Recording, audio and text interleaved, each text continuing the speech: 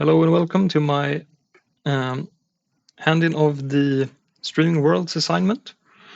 The goal of this assignment is to create an island consisting of 9 zones that we stream in and out without the player noticing. My story is about a little gnome, basically, that lives in the Swedish woods, and his entire life is dedicated to keep this water wheel running during certain hours of the day.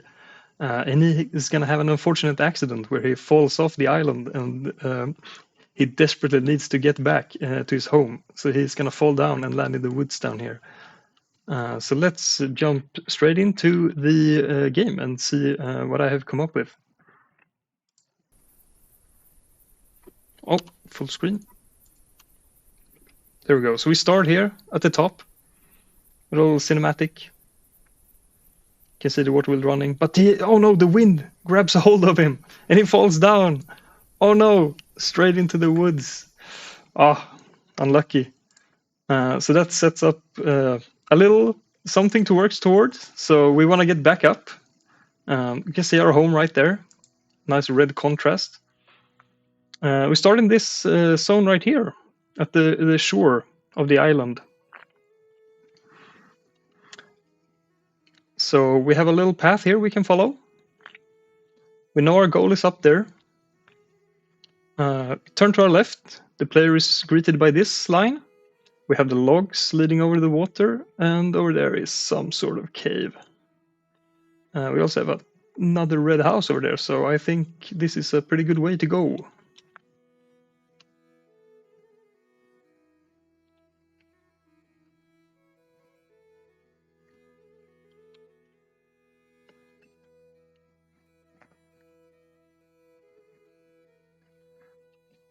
Alright, we are now in the second zone. We still only have 3 zones loaded, so we have this zone, the beginning part, and the end goal. Over here, we find a little creature. Could it be a friend, perhaps? Maybe he lives in this little home. Hello. That's my NPC walking around on this little plane.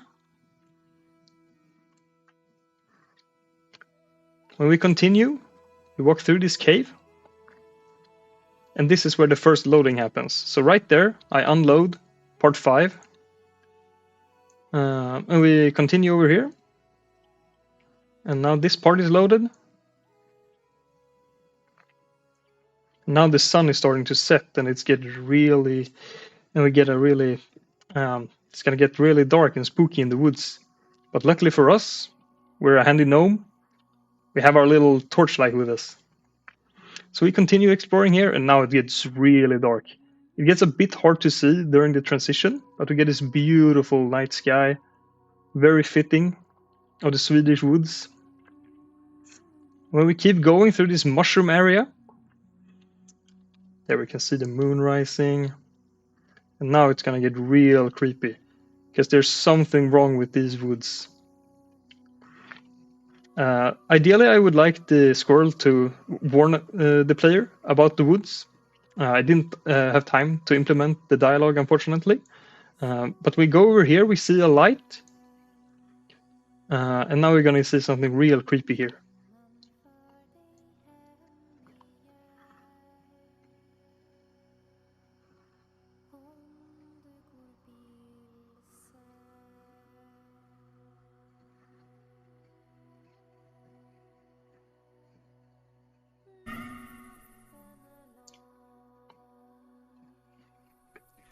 I don't know why the sound cut out a bit. Sorry about that. Anyway, there is this very scary forest creature that chases us down the hole.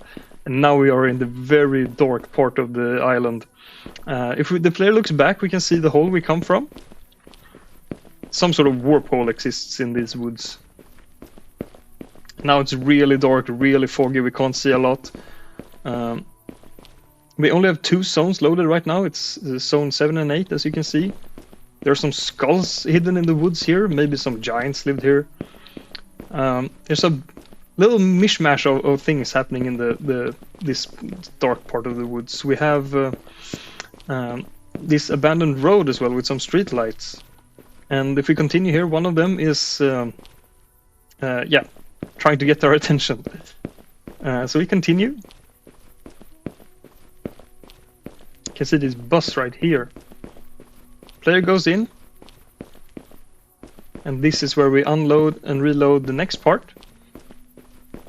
Without the player noticing. So this abandoned bus that has crashed here works as a nice gateway.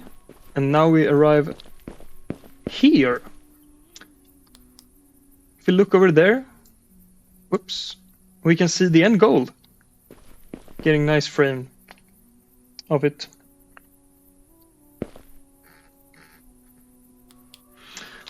Yeah, we continue. So the level design is pretty simple. Sorry, the level design is pretty simple. I wanted to create a very dark and mysterious experience inspired by games like Little Nightmares, that sort of thing. So I intentionally choose a character, this little gnome, that's a bit smaller to make the woods feel a lot scarier. You can see the next part, the middle part of the map is over there. Here we have this, a church and this graveyard. We also have this fire to guide the player from there. We come over here. We're greeted by this little catacomb. Oh, sorry, I forgot to... There's a gate over here. I just kind of walked past it, sorry. If the player tries to walk this way, we're greeted by this gate that is locked, and we need to find a key. So that's why we are walking over here. This is a good framing to the fire. Looks like the gravekeeper might have started a small fire over here. So we come over here, grab a key. We have some coffins. Oh, and now it's dawn, which is a really good what do you call it? Since now we're going to the nice part of the map. So now we're gonna have a less scary experience. And this is my triggered event, by the way. Scripted event, sorry. Oh, and now we arrive at dawn.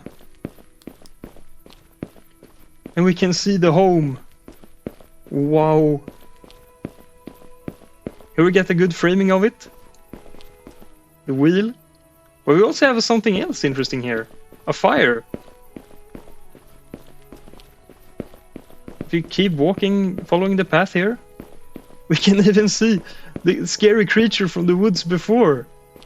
Maybe it wasn't a hostile enemy. Maybe it was just here, wanting some warmth. And it saw our lantern. And it just wanted to say hi. Yeah, scary sort of nymph creature. You know, the Swedish woods are filled with all sorts of magical creatures. Alright, but we're getting close to the end here. The little gnome has worked his way up the mountain, around and around, to the church and back, through the graveyards. He survived the fall, he met a squirrel, and here we are, at the end. We made it back home, guys. Yeah, that's it for my String Worlds. Hope you enjoyed it.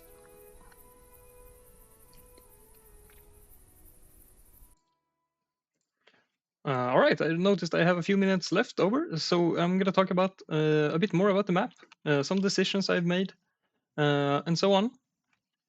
So for the beginning part, very simple little small forest area to guide the player in one direction along this coastline of the map.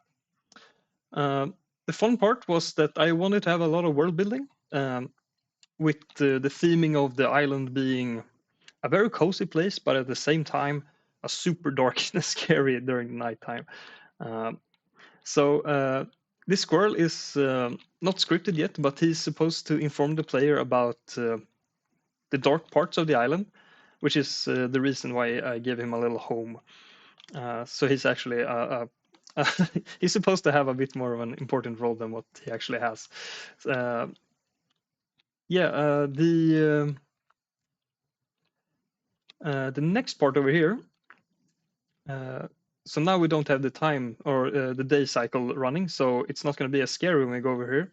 But I use these brilliant effects in the post-process volume to sort of sell the feeling of wariness or spookiness. So when we come closer here, we can see it gets really desaturated and stuff, and we can see the creature over here. You don't see it when you come here. You only see it in the cutscene. Yeah, this is the hole that we jumped into. So after jumping down the hole and coming out this end, we are in this super scary part of the forest, which is, it looks like this. So I want the player to always remember we give them a shot of the ending goal right at the start, and then we lead them on. We have the squirrel that tells them about all of these scary things, the cemetery and this. Yeah, again, sorry, I can implement the dialogue in time, but I just want to tell you what I had it planned, at least. All right, and the level design is, it's a pretty simple, straight road. But I think that's fine for this type of assignment. We give the player a lot of cool shots. For example, over here, we have this shot that frames both the end goal. We have the church as well as the fire over here. It's not super obvious, the fire, but you notice the fire way more when you come down here, especially during nighttime. And you notice the locked gate. You look over here. Something. We'd never show the player any of the zones loading in and out. We have this brilliant setup with the terrain. Not sure how much time I have left, but yeah, I'm gonna wrap it up. Just wanted to show a bit of my design process. The story about the monster is that it's basically just looking for a friend. So it sees the player over here with their lantern, and it tries to get you. And it scares you, and you go around and you come back here and you see this cool Maibrosa, and it's the creature actually just vibing. And then you continue to your home to stop the water wheel. And I know I don't have a scripted event for stopping the water wheel, but yeah. All right, thanks. Now I'm done.